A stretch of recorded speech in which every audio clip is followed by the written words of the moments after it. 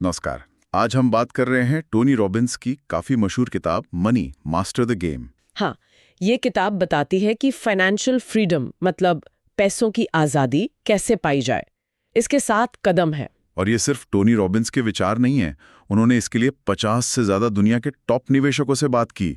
सोचिए, Warren Buffett, रे डालियो, इन जैसे दिग्गजों से। बिल्कुल। तो हमारा मकसद है इस किताब का जो निचोड़ है उसे समझना। हाँ, कि भाई पैसा कमाना ही काफी नहीं है, उसे संभालना, सही जगह लगाना मतलब निवेश करना, और एक सेफ फ्यूचर बनाना, ये सब कैसे हो।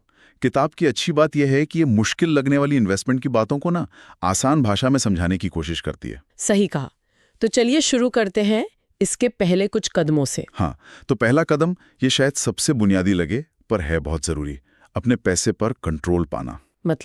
मतलब ये समझना कि पैसा आ कहाँ से रहा है, जा कहाँ रहा है, कितना कमा रहे हैं, कितना खर्च हो रहा है, कितना बच रहा है। अच्छा, एक तरह से पूरा हिसाब किताब रखना। बिल्कुल, इसके बिना आगे बढ़ना मुश्किल है। कंट्रोल यहीं से शुरू होता है। एकदम सही।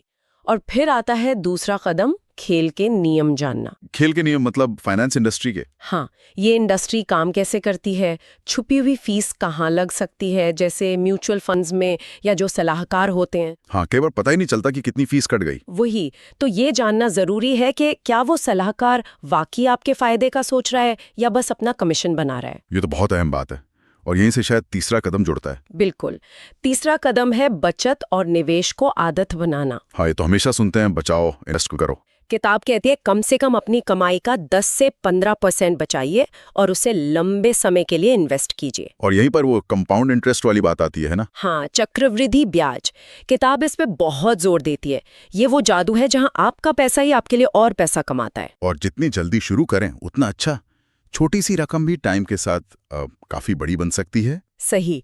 तो ये हो गए पहले 3 कदम, कंट्रोल, नियम जानना और बचत निवेश की आदत। इसके बाद किताब लॉन्ग टर्म प्लानिंग और सेफ्टी पर फोकस करती है।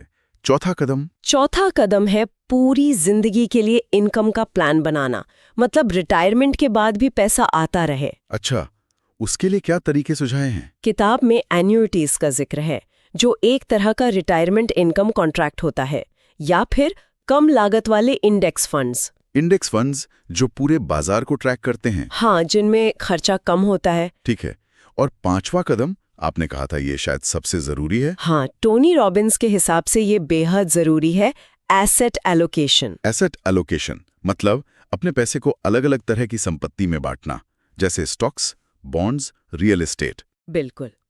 और मजे की बात यह है कि किताब कहती है कि कैसे बांटना है, ये फैसला किसी एक सबसे अच्छे स्टॉक को ढूंढने से कहीं ज्यादा जरूरी है। मतलब ये नहीं कि कौन सा स्टॉक खरीदें, बल्कि कितना पैसा स्टॉक में, कितना बॉन्ड में लगाएं, ये ज्यादा मायने रखता है। एग्जैक्टली।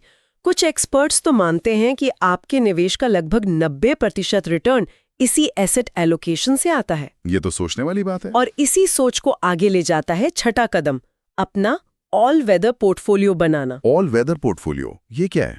ये आइडिया मशहूर इन्वेस्टर रे डालियो का है। मतलब अपने निवेश को ऐसे बांटो कि बाजार चाहे ऊपर जाए, नीचे जाए, महंगाई बढ़े या घटे, आपके पोर्टफोलियो का कुछ हिस्सा हमेशा की परफॉर्म करे। हाँ बिल्कुल, एक तरह से हर मौसम के लिए तैयारी, आपके निवेश के लिए एक छाते जैसा। इंटरेस्टिंग। किताब में और बड़े इन्वेस्टर्स की सलाह भी है ना, जैसे रे डालियो क्या कहते हैं? रे डालियो डाइवर्सिफिकेशन यानी पैसे को अलग अलग जगह लगाने को निवेश का पवित्र ग्रेल मानते हैं। पवित्र ग्रेल क्यों? क्योंकि ये शायद अकेला तरीका है जिससे आप बिना रिटर्न घटाए अपना रिस्क कम कर सकते हैं। अच्छा। और जैक बोगल, वैनगार्ड वाले, वो हमेशा कम लागत वाले इंडेक्स फंड्स की वकालत करते थे। कहते थे कि फीस आपके रिटर्न को चुपचाप खा जाती है। और वॉरेन बफे, उनकी सलाह तो क्लासिक है। हाँ, लंबे समय के लिए अच्छी कंपनियों में टिके रहो, रोज रोज बाजार देखकर घबराओ मत। किताब में एक और कॉन्सेप्ट है, फ्रीडम फंड। ये क्या चीज है? हाँ, ये ट्रेडिशनल रिटायरमेंट प्लानिंग से थोड़ा अलग है। इसका मकसद है एक ऐसा फंड बनाना जो आपकी रोज की जरूरतों का खर्चा उठा सके, ताकि नौकरी पर निर्भर न रहना पड़े। बिल्कुल, ये आपको चुनने की आजादी देता है, सही मायनों में फाइनेंशियल फ्रीडम। ये तो काफी पावरफुल आइडिया है। और फिर आता है 7वां और आखिरी कदम, देना और बढ़ना। ये थोड़ा अलग है। हाँ, रॉबिन्स का मानना है कि असली खुशी और संतुष्टि सिर्फ पैसा जमा करने में नहीं, बल्कि उसे दूसरों के साथ बांटने में, परोपकार करने में भी है। तो ये फाइनेंशियल जर्नी को एक मतलब देता है। बिल्कुल, लेकिन ये भी मान लेना चाहिए कि किताब काफी लंबी है, कुछ लोगों को थोड़ी रिपीटेटिव लग सकती है। हाँ, और इसमें अमेरिकी सिस्टम जैसे 401 के IRA का जिक्र ज्यादा है। वो शायद सबके लिए सीधे लागू ना हो। सही कहा, उसे अपने देश के हिसाब से देखना होगा, पर जो मूल सिद्धांत है, बचत, निवेश, एसेट एलोकेशन, कम खर्चे वाले फंड्स, ये तो हर जगह काम आते हैं। तो कुल मिलाकर ये किताब सिखाती है कि पैसों की आज़ादी सिर्फ कमाने से नहीं आती। नहीं, उसे समझने, संभालने, सही रणनीति से निवेश करने और भविष्य की सोचने से आती है। ये प्रैक्टिकल स्टेप्स भी देती है और मोटिवेशन भी। हाँ, ये पैसे को लेकर हमारा नजरिया बदल सकती है, डर की जगह आत्मविश्वास ला सकती है। तो चलिए श्रोताओं के लिए एक सवाल छोड़ते हैं। जरूर। इस सब जानकारी के बाद किसी के लिए फाइनेंशियल फ्रीडम का असली मतलब क्या है? क्या ये बैंक में बस एक नंबर है, या फिर ये मन की शांति है, अपने पैशन को फॉलो करने की आजादी, अपनी शर्तों पर जीने की क्षमता? और क्या वाकई वो देने वाला पहलू, जैसा किताब कहती है, इस पूरे सफर को ज्यादा सार्थक बना सकता है? सोचने वाली बात है।